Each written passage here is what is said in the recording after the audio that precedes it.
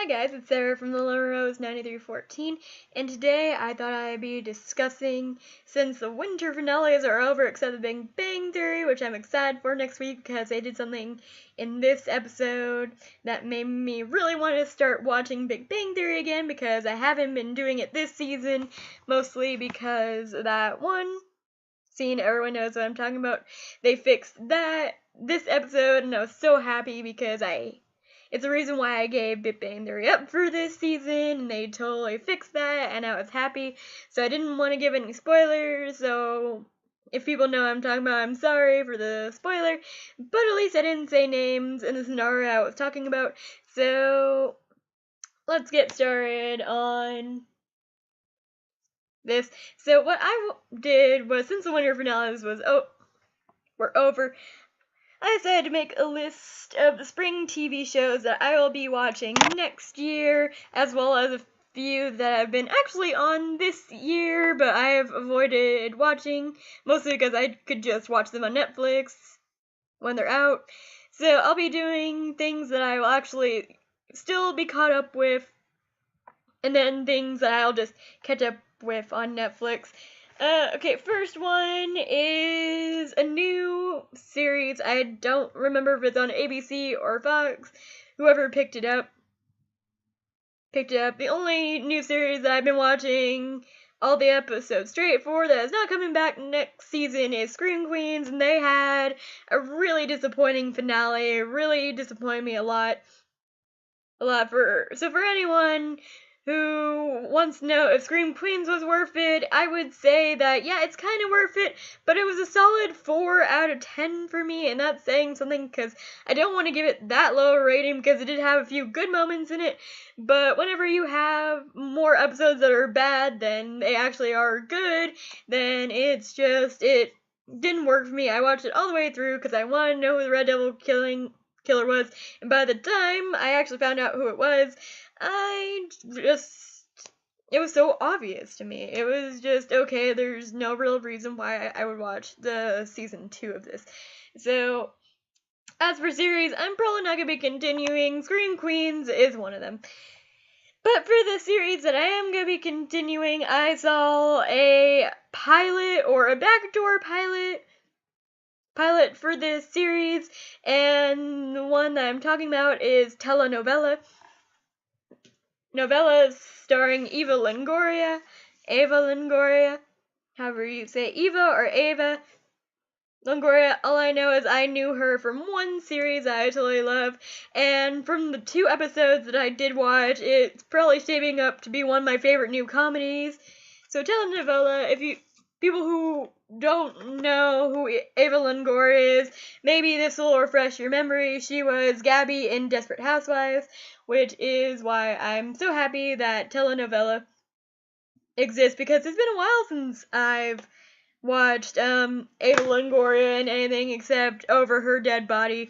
And the 2 episodes, I found myself laughing out loud. They were so funny and so overdramatic, which is probably why I loved it so much. So to get back on subject about what Telenovela is about, because I'll be giving a little synthesis about these ones, except the ones that I'm not really sure how to explain properly. So, Telenovela tells the story of Anna Sophia, I believe her name is. I kind of wanted to keep on calling her Gabrielle throughout all the episode, because that's who I know Ava Longoria as. She was my favorite Desperate Housewife out of all the 5 or 6 or whatever. It's probably just 4 because Edie didn't count. We all know Edie didn't count. But yeah, it tells the story of Anna Sophia, and she is the main actress in a telenovela.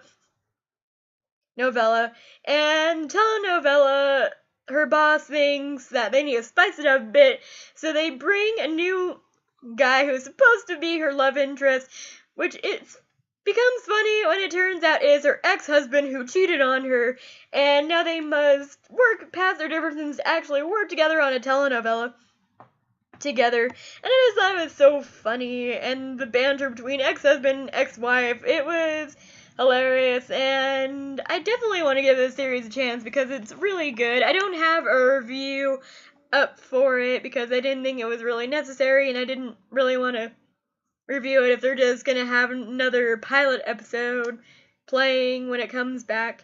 So, as for telenovela, it's a really good job. It was a really good pilot and second episode. So, as far as pilots go, it was really good, and it really made me actually want to stick around, and I hope it doesn't get canceled. Next series is one my boyfriend will actually be happy that I actually want to watch, and that is Galavant. I want to rewatch Galavant because I have totally forgot what it was about.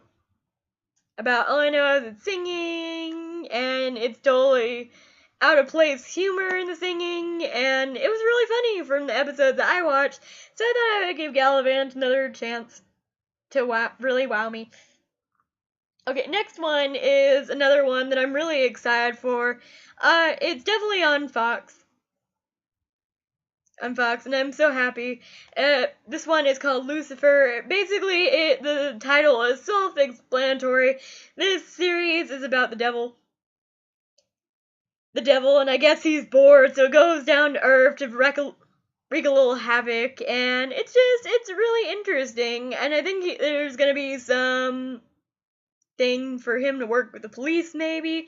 So I think it'll be a really interesting series, and the guy who plays Lucifer is really hot, so that's something to look forward to. As for reality shows, now that I mentioned Fox, this is the last season of American Idol, and American Idol for me has been there since I started watching it back in its very first season, back when Kelly Clarkson won it.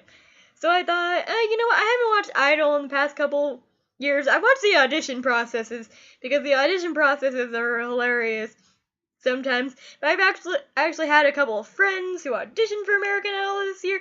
So I was thinking about watching American Idol this year for the auditions and to see who wins because this is the last season.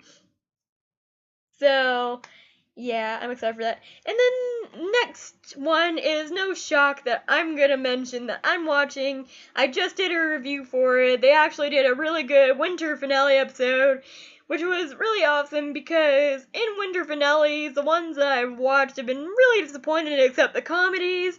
And when the comedies are the ones that are least disappointing, that's saying something. So my favorite series, of course, this series is kind of no-brainer that I'll be watching, and that is the Vampire Diaries. Vampire Diaries, yay! I'm gonna continue the Vampire Diaries. Who's surprised with that? So yeah, Vampire Diaries, really awesome CW show. Like, I don't know what it is about CW, but they're making really good shows lately that I just want to keep watching. So yay for CW. Next one is another CW show that I'll be continuing, and that is Crazy Ex-Girlfriend, even though the last episode ripped my heart in shreds because I am a Team Greg and Rebecca shipper, and no.